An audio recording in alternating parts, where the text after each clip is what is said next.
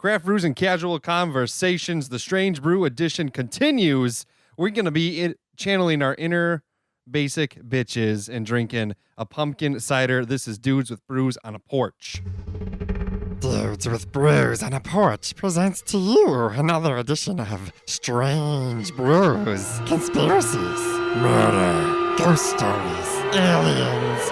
They're all coming to get you, my dears.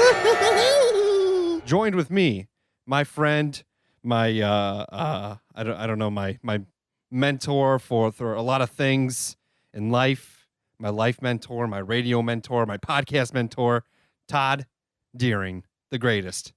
Go in peace, my son. It's been a little bit, and we're going to talk about some pretty cool shit, I think. But before we get to it, Todd, the spookiest part of this episode is me drinking alone in my bed. I feel kind of bad about that because we're in separate locations, and I thought I was just going to be kind of a guest on the show, so I wasn't planning on drinking with you. But it's all right. Yeah, I feel bad that you're all alone drinking by yourself. Yeah, Rob couldn't make it this time around. The weather's pretty bad, and it just didn't work out. But I'm drinking Woodchuck Hard Cider. 'Tis the season for cider, and what better cider than a pumpkin flavored cider? Have you ever heard of a pumpkin flavored cider? Yeah, is it any good? Let me take a sip of it. It says right. It's 5% alcohol. It's from Vermont, and it says the naked pumpkin profile and oak aging plays perfectly against the red culinary apple varieties blended in this cider. Let me see here. Definitely a cider. I don't get much pumpkin to it. It's got a lot of sugar in it. It's got a lot of carbs in it. So the diet's out the window on this one. But it's not bad. It's a good cider. Yeah. I don't get much pumpkin to it. But I think that's okay because I think there's only a certain amount of pumpkin you can take, and then it's just too much. Agreed. But when pumpkin season comes, I'm all about it. I like pumpkin coffee. I'll have the pumpkin pie blizzard. I'll do it all pumpkin. I'm in it. All the really healthy pumpkin you can get when it's in the blizzard. That's really good for you. It's the best kind. Yeah.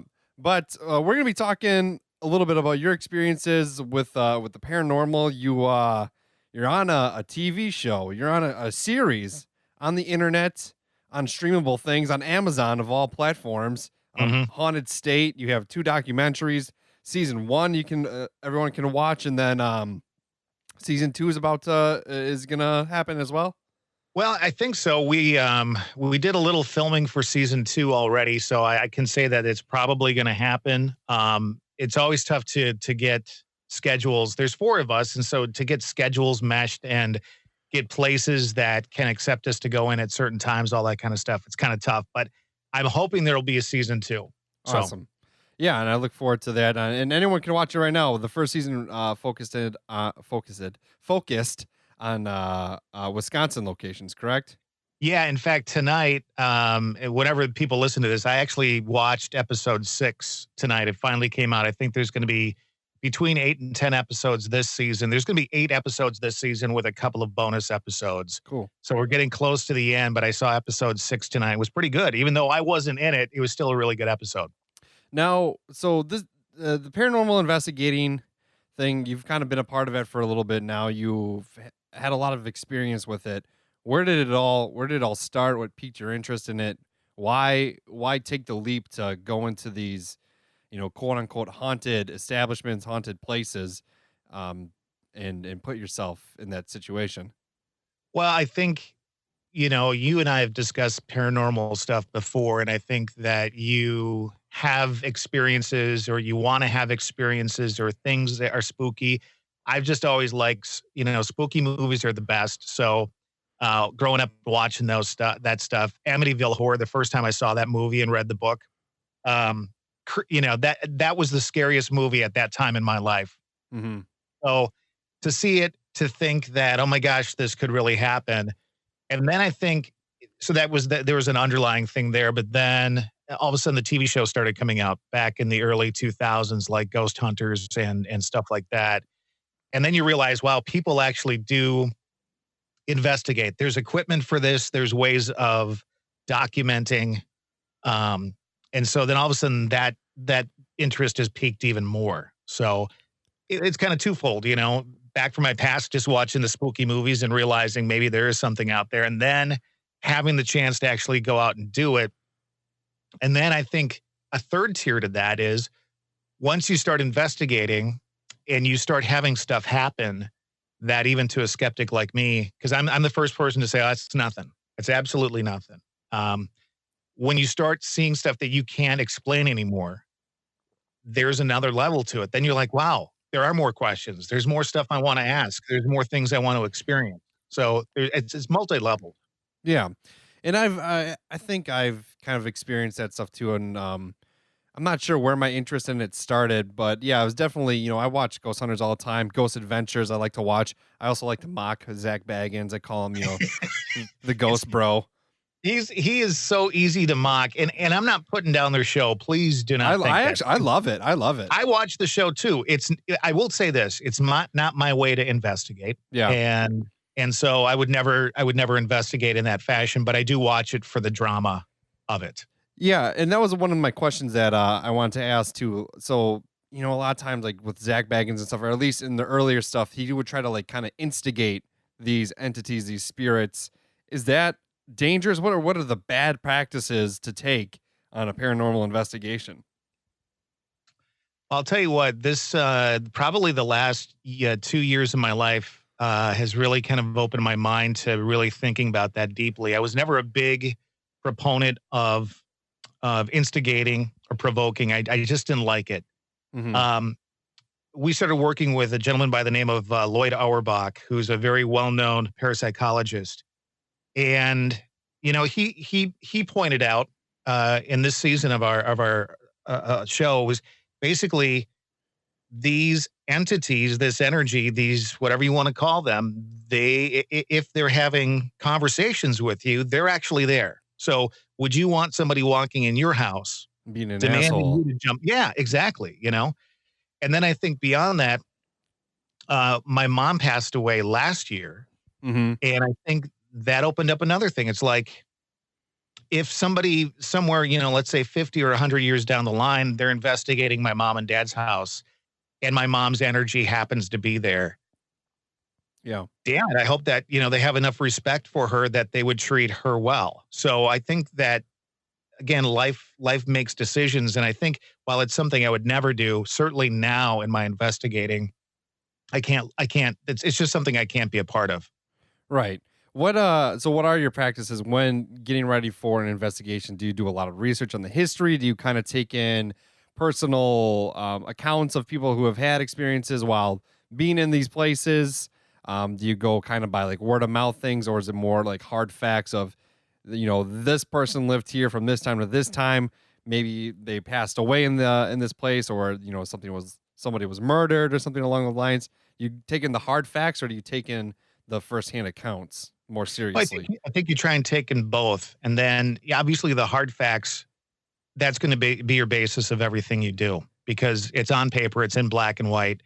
The stories and the folklore and things like that aren't necessarily false, but you have to take into consideration that these are experiences that aren't necessarily, you can't check on them. They're just their personal experiences. So what you're trying to do is you're trying to take those personal experiences and figure out if there's a way where something else could be making this happen. Yeah. And so I don't want to say you're necessarily trying to disprove them, but I think you're trying to find other reasons why somebody might see the lady in white walking across the floor, and so I think you take a look at all of that. And something that I do, I really feel like you get into a location. You've got the history, you've got the folklore, you've taken time to talk to people about their personal experiences. So I think at some point you can hear a story and go, okay, yeah, that's probably nothing. Or you can listen to a story and go, this person obviously feels very strongly about this. Yeah. So you take all of that, and then you go into a situation, and I don't even like pulling out the equipment right away. I like to sit in a room for a while and just kind of get the vibe. And we don't always get a chance to do that when we investigate, but I think that's such an important part of it is getting in there, letting your energy kind of commingle with the energy that's in the room. And that's when I think you can be more successful at investigating than just pulling out equipment and start to ask questions and all that kind of stuff.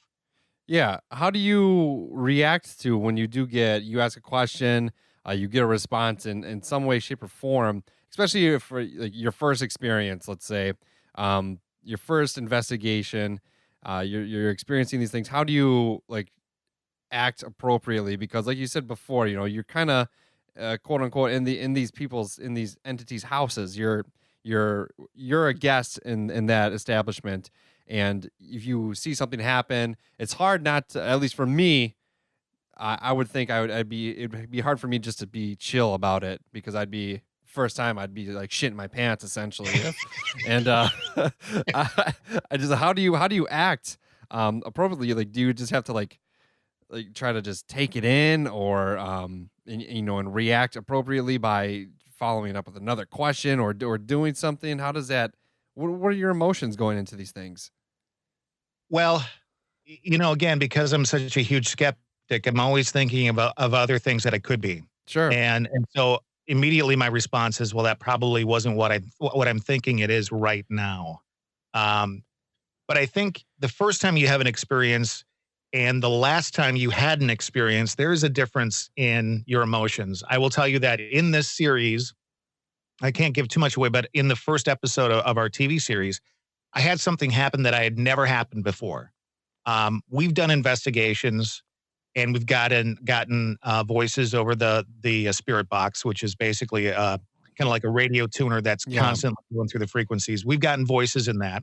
I've heard EVPs, electronic voice phenomena, where we're recording audio, we're asking questions, we didn't hear anything, but when we listen back, it's there. Okay. Mm-hmm. But this time something happened that I had never had happen before. And that was a voice came from within the air between me and two other people. Something happened. Something was said. A sound was made. Mm-hmm. And I heard it with my ears. Wow. And it happened twice within like a 5-minute period. And I mean, if you watch the episode, you see all of us go, what was that? Because we had never experienced anything like that before. And so at that point, I was like, okay, this is real. There's going to be something going on here tonight. Yeah. But I think you kind of go into a chill. Again, you're probably not in a situation where there's any harm going to come to you. You're communicating with energy or spirits or what have you that are there, that have been there, that are coming and going from that location. And to me, it's just very exciting because now there's an opportunity to learn more about what's going on in that location. If there's nothing going on, it's like, what a wasted night. But you have that one thing that kind of pops the door open. And all of a sudden now you got something to investigate. So it is exciting. Yeah, absolutely. And I think my first like actual account of ever hearing an EVP was actually from you. We don't need to go into details, but there was that voicemail that you sent to me. Yeah. And that I remember listening to that in my bed because I was on third shift still, and then you were talking to me about it, and I was just like super intrigued. You emailed it to me, and it's raw audio from a voicemail off a phone, and all of a sudden you hear that voice, and I was like, I shook. I was like, holy shit, like that's intense. It's I remembered that too because I think you and I may have just around that time done an interview on this show about the movies or something. I don't remember. It was about that time. And I remember I got the audio from my sister. It was a phone call that my sister had made to my dad, and it was right after my mom passed away. And I didn't even listen to it. I didn't want to listen to it. So I sent it to some friends, including you, but some people on our investigation team. And I said, just listen to this and see if you find anything. mm-hmm. And about 5 minutes later, I got an email back, dude, listen at this time and this time and this time. And I listened.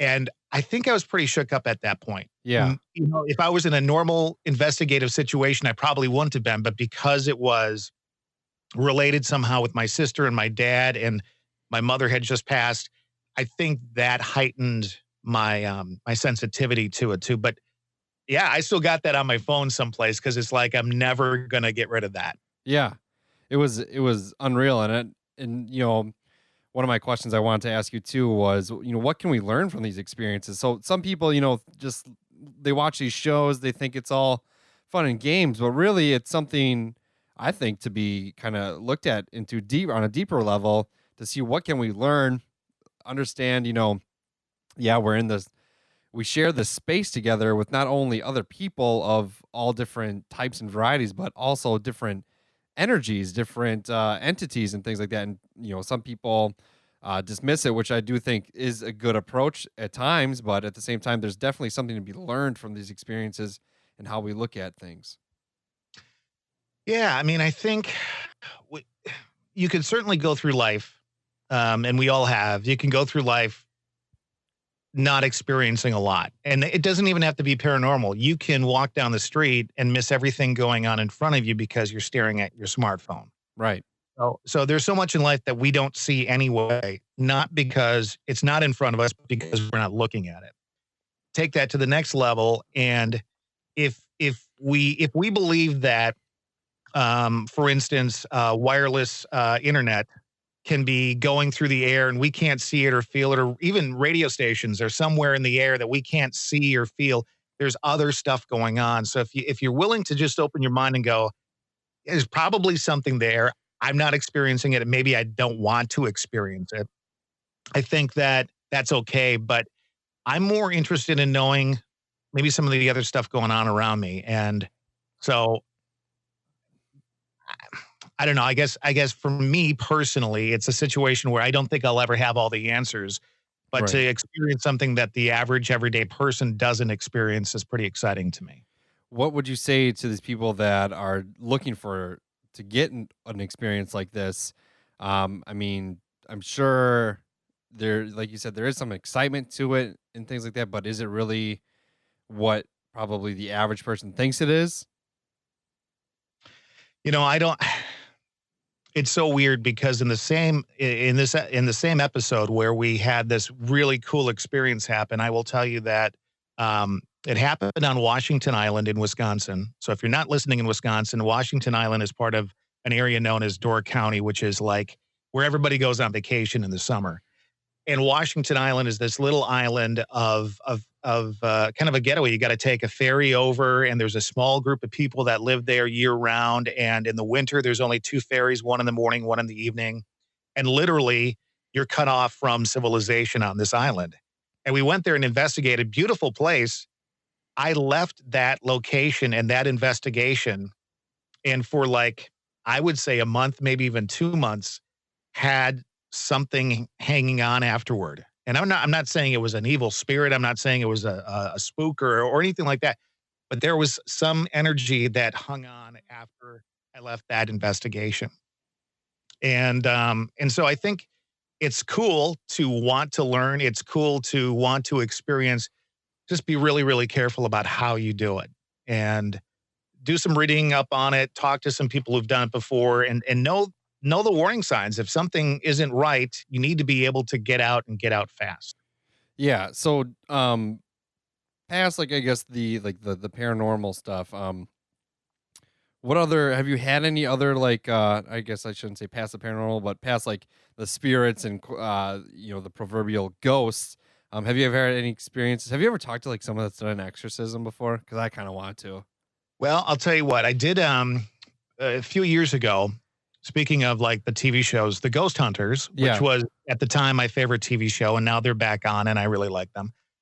They did a conference in Colorado at Estes Park, which is where the famous Stanley Hotel is Yeah. from The Shining. Okay. So I had a chance to go there and not only speak with them, but they had a lot of presentations, and they had a gentleman who is demonologist on the panel. I wish I remembered his name, but I don't. But he was the only lay person who was not of Catholic faith allowed to be part of Catholic exorcisms. Crazy. And the first thing he said is he got up in front of all these people who were there, like me, with my little recorder, and I've got my backpack full of my cameras and K2 meters and all that kind of stuff.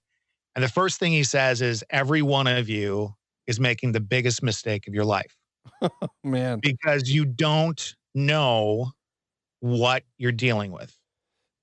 And even when you're even if you're just doing an investigation and you think you're having a conversation with, let's say, a guy by the name of Drew, Mm-hmm. who used to host a podcast and was in radio and loved to drink pumpkin beer, it could be a different entity pretending to be you. You don't know. Right. And so he showed video and he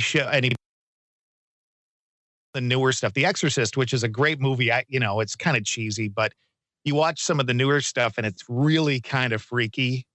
Some of that was going on in this, and it was actual film, and you're like, I don't ever want to experience that. Yeah, I So, wouldn't either. Exorcisms, like even watching those movies, I don't like to watch them because they're terrifying. And I'm not really a religious person, but the idea of something taking over or something like that, just I don't like it. well, let me ask you this, okay? This always interests me too. I am not a religious person. Mhm. I have started to bring along with me a rosary, which was my mother's, ever since the episode where I felt like something had latched on to me. Sure. And I do a little prayer at the end of the investigations where I pretty much just say, listen, you cannot follow me anywhere. Leave me alone. Yeah. What I always find interesting is that these demons, if they are demons, latch onto someone.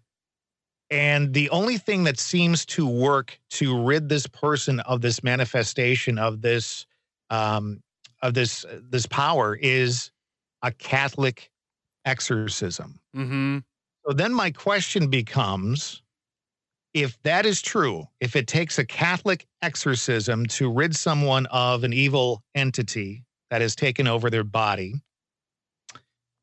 who am I to say that Catholicism or religion or Christianity or Judaism or anything doesn't exist? Why? Right. How could I possibly look? How could I look at that and know that it was the sign of the cross and the holy water and the Catholic ritual to the power of Christ compels you, all that kind of stuff. Yeah.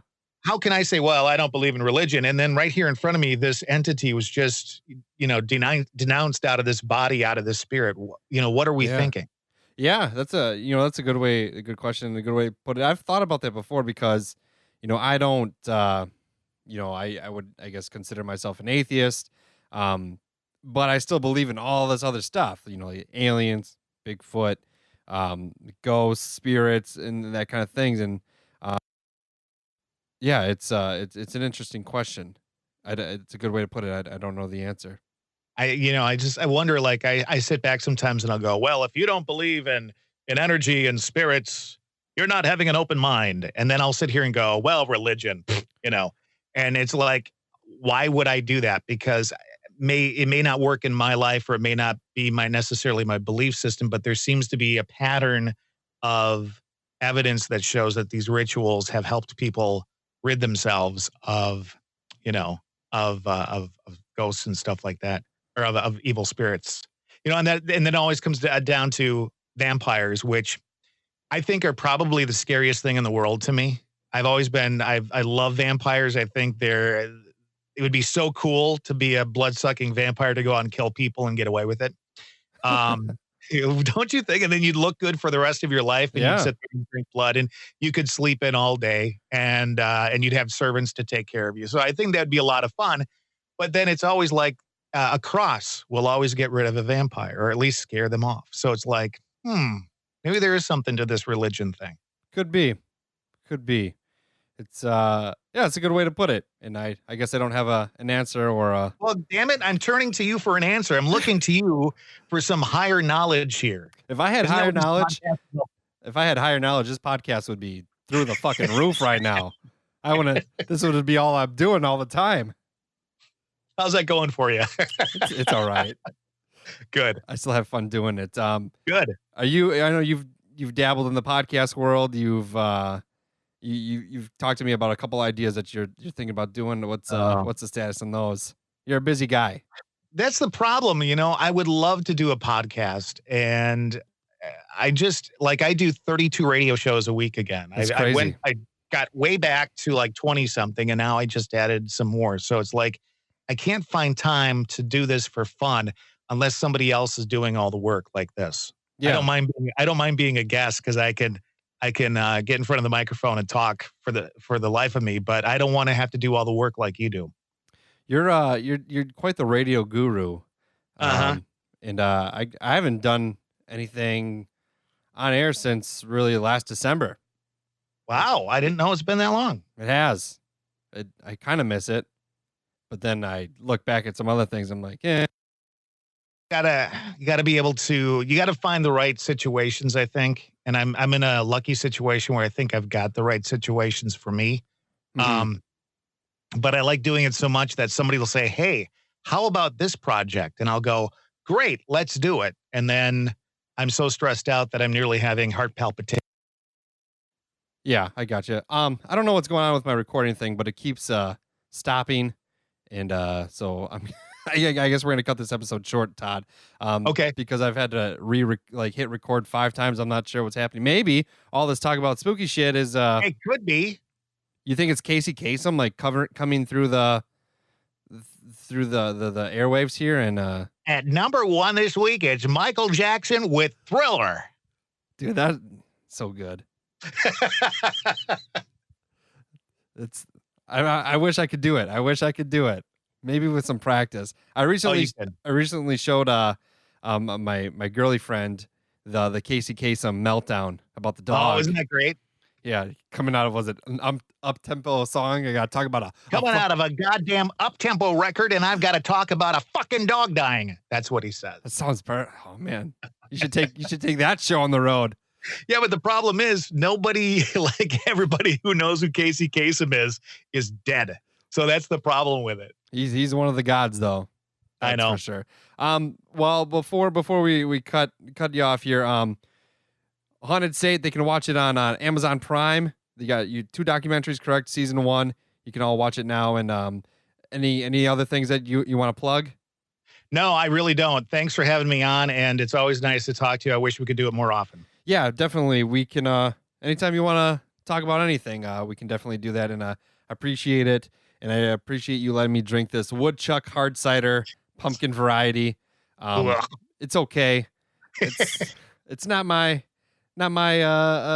forte, I guess not my cup of tea or pint of brew, if you want to call it, but I'll finish it, and I have 5 more in the fridge. Great. So, all right, Todd, thank you. See ya. Bye. Pew pew audio. Goodbye, everyone.